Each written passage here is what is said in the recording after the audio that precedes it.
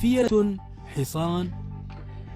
ثور، غزال وغيرها من الحيوانات هي الرسوم التي اعتاد الجزائريون رؤيتها على مختلف الأوراق والقطع النقدية، ولا طالما تساءل الكثير منهم عن مغزاها ودلالتها، وعبر آخرون عن عدم رضاهم بذلك في ظل الزخم الذي تملكه الجزائر من رموز تعبر أكثر عن حضارتها وكذا تقاليدها.